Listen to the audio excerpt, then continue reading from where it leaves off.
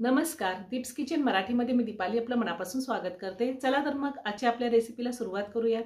आज मी तुम्हाला झटपट होणारी भरली वांगी कशी करायची ते दाखवणार आहे। त्यासाठी मी इथे 250 ग्रॅम वांगी घेतलेली आहेत आणि वांगी अशी कट करून मिठाच्या पाण्यात ठेवली आहेत म्हणजे वांगी काळी पडत नाहीत।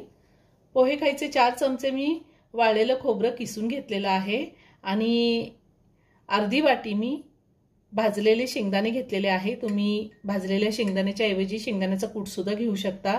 थोडी कोथिंबीर, 1 चमचा तेल घेतलंय, 13 ते 14 लसणाच्या पाकळ्या घेतलेल्या आहेत, अर्धा इंच आलं, अर्धा चमचा मोहरी, अर्धा चमचा जिरे, 2 ते 3 चिमूट आपल्याला हिंग लागणार आहे, पाव चमचा हळद, अर्धा चमचा गरम मसाला आणि अर्धा चमचा मी काश्मीरी लाल मिरची पावडर घेतली, 1 चमचा माझा घरगुती कांदा लसूण मसाला आहे, चवीनुसार मीठ लागणार आहे आणि भाजी करण्यासाठी आपल्याला तेल लागणार आहे। मी मिक्सरचं भांडं घेतलंय, त्यामध्ये खोबऱ्याचा किस घेते, शेंगदाणे घालायचे,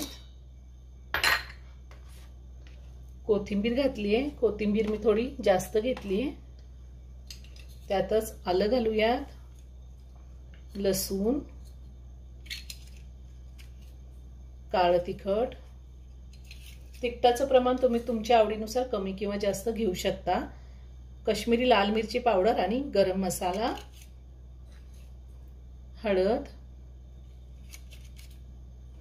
आणि चवीनुसार मीठ लागणार आहे, तेही मी आत्ताच घातलंय, 1 चमचा तेल। आता हे आपण मिक्सरला पाणी न घालताच बारीक करून घ्यायचंय। मी पाणी न घालताच मिक्सरला बारीक करून घेतलेला आहे।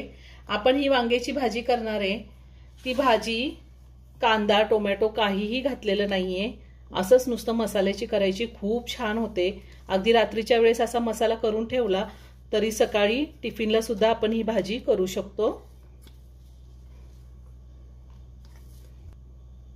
आता आपण हा मसाला वांग्यामध्ये भरून घेऊयात,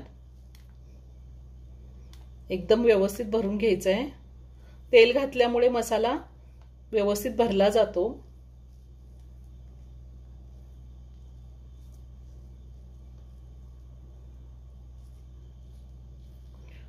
ह्याच पद्धतीने मी सगळ्या वांग्यामध्ये मसाला भरून घेणार आहे।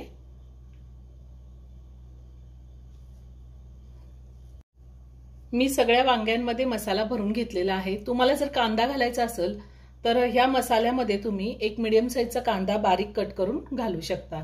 आता आपण भाजी करून घेऊया। मी इथे 2 चमचे तेल घेतलेले, वांग्यासाठी तेल थोडं जास्तच घ्यायचे। तेल गरम झालंय, आपण मोहरी आणि जिरे घालूयात। जिरे मोहरी तडतडले, त्यात आपण हिंग घालूया आणि वांग घालायचे।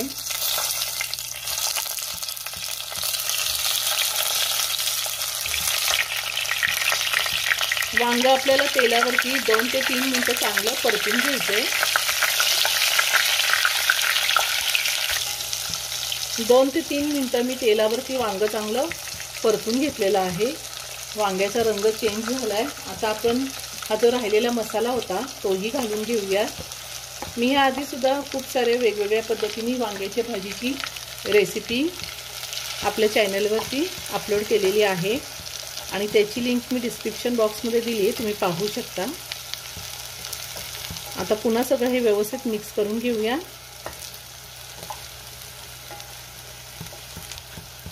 आणि आपल्याला आता ह्यामध्ये पाणी घालायचंय।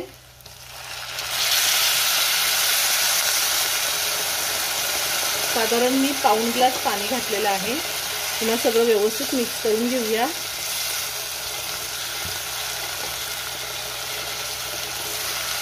आणि झाकण न ठेवता 5 मिनिटं मी गॅसची फ्लेम मीडियमवर ठेवून वांग शिजवून घेणार आहे आणि त्यानंतर पुन्हा आपल्याला झाकण ठेवून 5 मिनिटं वांग शिजवून घ्यायचे।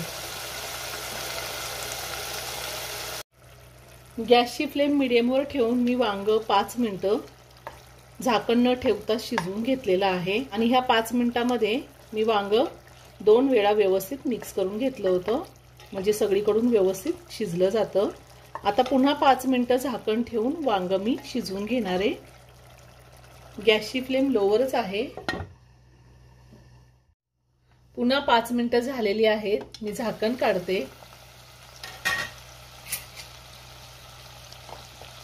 वांग छान शिजलेलं आहे, एकदम मस्त शिजले। छान मसाला वांग तयार करून झालेले आहे। आता मी गॅस बंद करते आणि एका प्लेटमध्ये काढून घेते। खूप छान झाले वांग।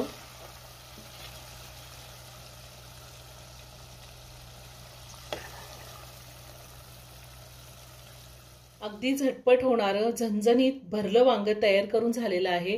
हे वांग आपण चपाती, भाकरी, पुरी, भात कशासोबतही खाऊ शकतो।